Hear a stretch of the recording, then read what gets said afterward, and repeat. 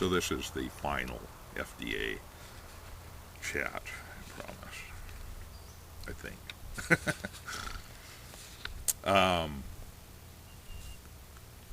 Yeah, so FDA. Since June 2009, FDA essentially has regulated cigarettes, roll your own tobacco, and smokeless tobacco.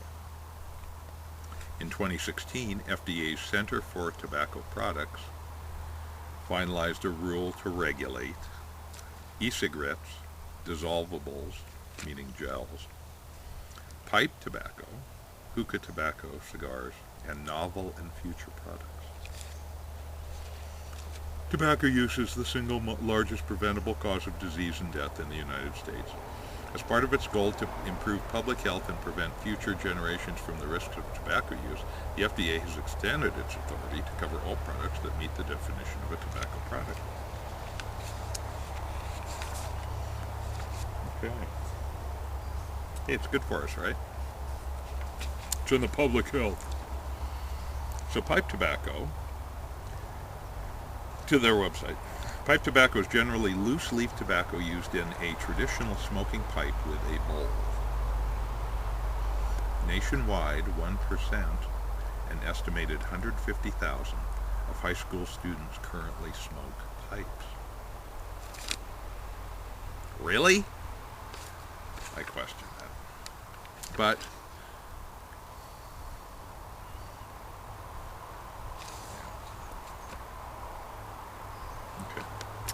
I'm thinking, my mind goes to, we all have been in smoke shops that have these big bags of roll your own tobacco labeled as pipe tobacco. Of course it's not. Menthol pipe tobacco. And just this bale of crap, pipe tobacco. Really? No. It's from rolling your own cigarettes, and they just label it pipe tobacco to get out from under taxation and control. So, Coors, non-alky Coors. Quick aside, this is my favorite non-alky. I like non-alky beer. I don't usually drink beer for the buzz, for the alcohol buzz. In fact, it kind of gets in my way a lot of times.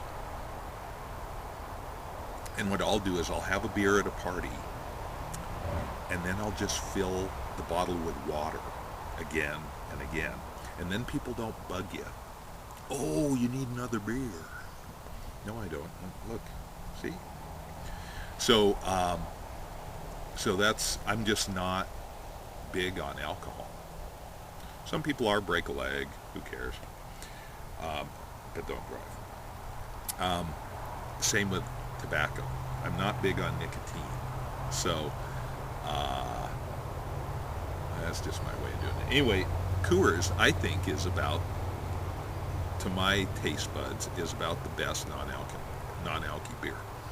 I was hoping for great things from the Europeans. St. Pauli Girl, Caliber, I've tried a few others.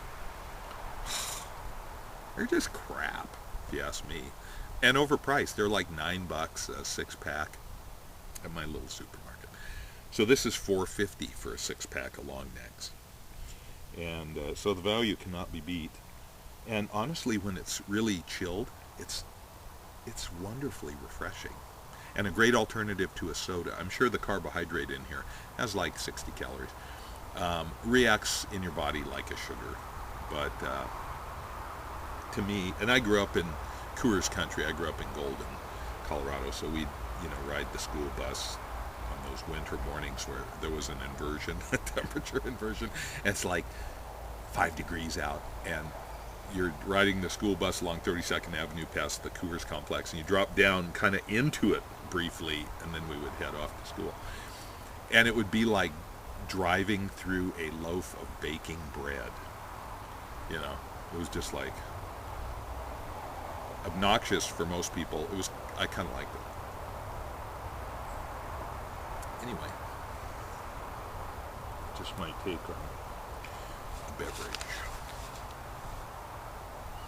It's on Rich's tobacco shop, or cigar shop in Portland. The matches,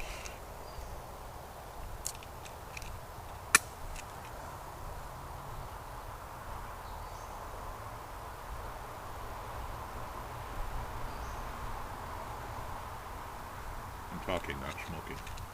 So I'm getting pretty cynical about this FDA thing, guys. Bottom line.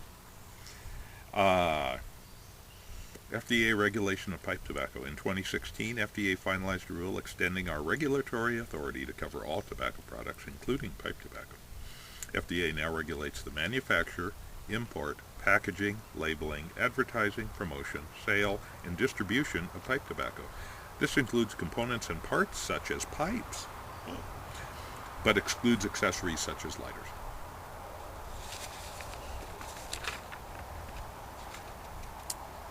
Blah, blah, blah.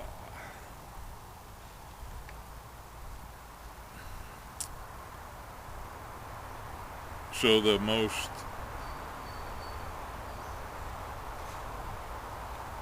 important thing for us,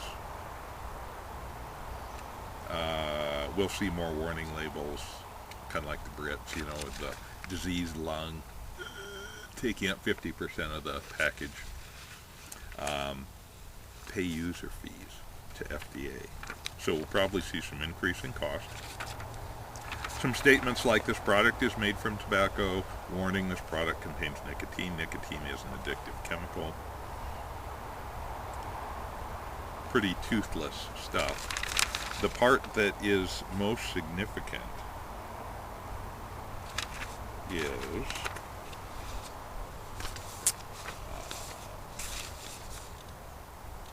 well, let's get to it in here.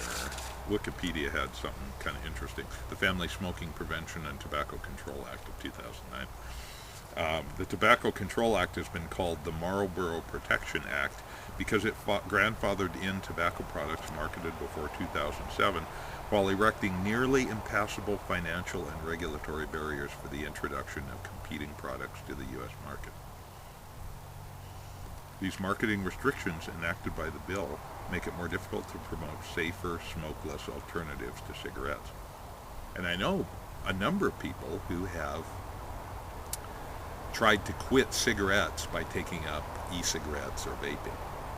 So I can understand FDA, who regulates, you know, what's in food, how to label it, drugs,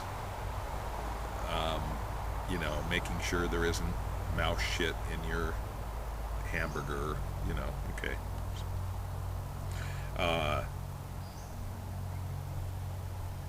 But it is aimed at vaping, I believe. So the legislation also garnered support from the American Heart Association, whose CEO noted that the bill provides a tremendous opportunity to finally hold tobacco companies accountable and restrict efforts to addict more children and adults. Or a tobacco-free generation is the goal. So they want, and they stated, the goal is to get rid of all tobacco eventually. I should smoke more and talk less with that in mind.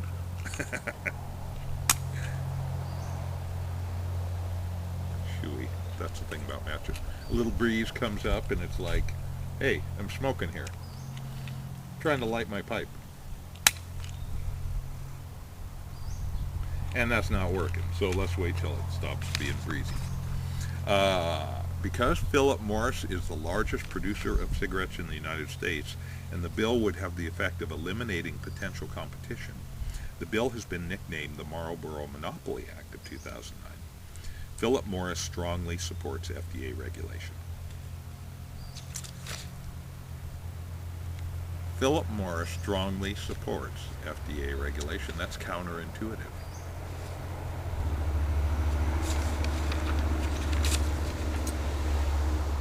And that's where we get so cynical.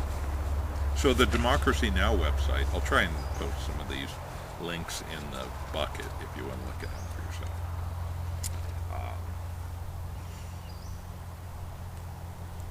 The title is Up in Smoke, How the Tobacco Industry Shaped the New Smoking Bill. It was largely shaped by Philip Morris, now called Altria Group, the largest cigarette company in the country. In the world? I don't know. Certainly in the U.S. We speak with Dr. Joel Nitzkin, chair of the Tobacco Control Task Force of the American Association of Public Health Physicians. So,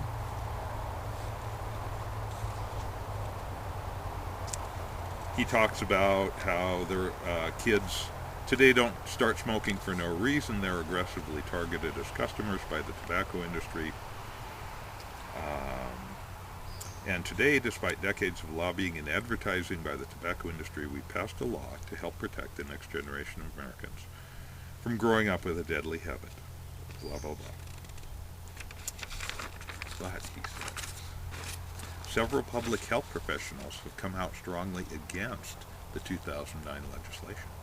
They argue that it was largely shaped by Philip Morris, now called Altria Group, the largest cigarette company in the country.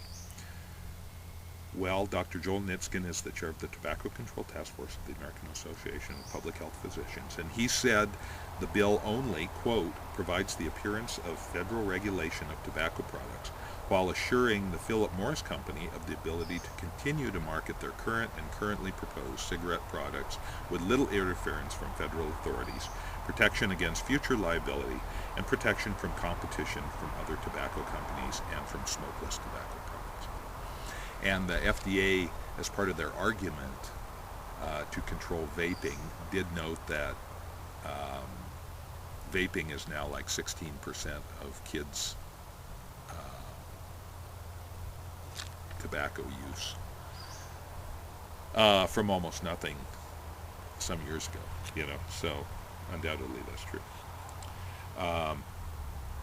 It appears, says Dr. Joel Nitzkin, well, it appears that a political decision was made that the only way they could get tobacco regulation through the Congress is if they could get Philip Morris, our nation's largest and most dominant cigarette company, to endorse the bill. And they felt that without that endorsement, they could not get a bill through Congress.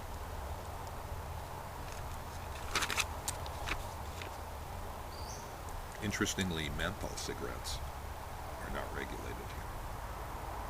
We'll get to that.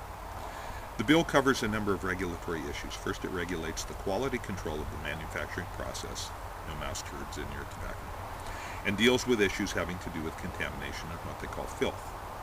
Second, it requires all of the tobacco manufacturers to submit complete data to the FDA in terms of the ingredients of their cigarette products and their other tobacco products, and it requires that they do certain chemical analyses. The bill does not restrict what they really put in, with the exception of certain candy flavors, which are basically no longer used in combustible tobacco products. These were old Lorillard products that at this point, as far as I know, are no longer on the market. The one additive that really makes a difference is menthol, which is both a flavoring and a local anesthetic.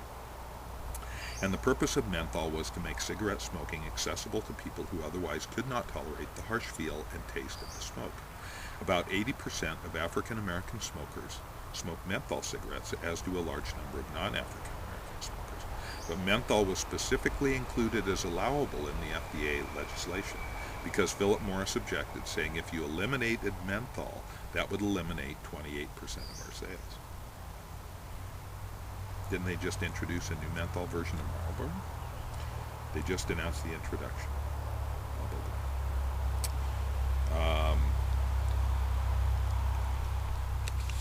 Let's see.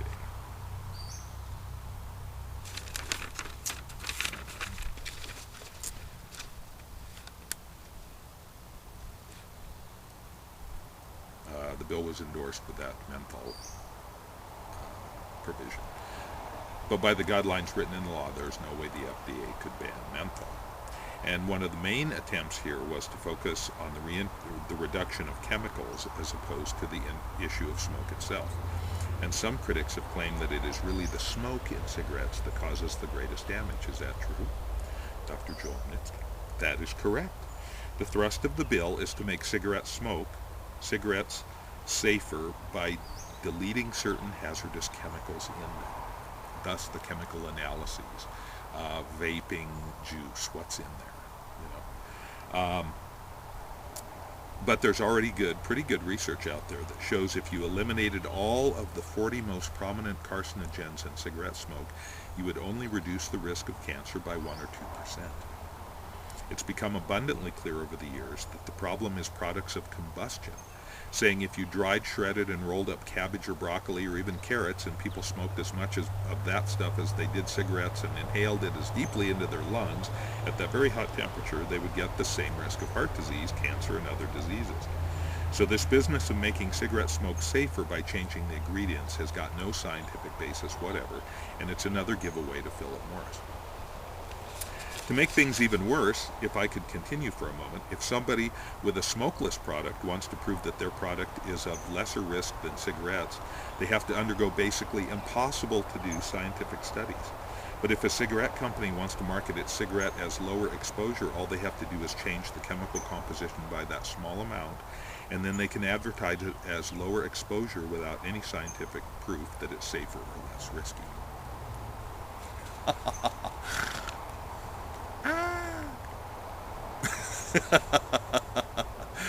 So this bill was sponsored with the full support of the biggest cigarette companies, apparently to eliminate the rising tide of competition in vaping and e-cigarette products.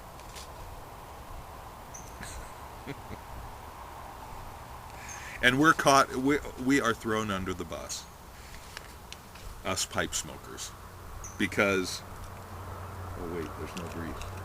Here, let me light up. Because it's a tobacco product. You can see their logic, and I can, and it's hard to refute that, hey, it's a tobacco product.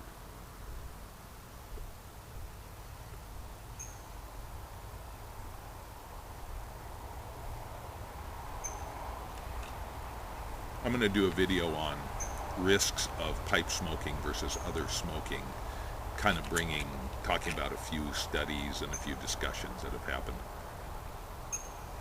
Seattle Pipe Club has a 2002 discussion by a local doctor that's pretty interesting. So, but anyway, so the 2009 bill, which is law, it's done. You know, why am I even writing my letters? Was done with the full support of the big cigarette folks.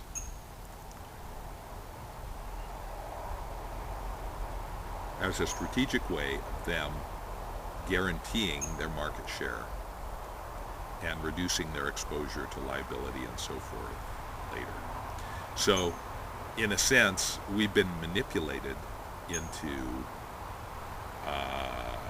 supporting their business plan. It's enough to make you cynical. I mean, if you're gonna reduce exposure of kids to cigarettes, truly enforce limiting the sale of them,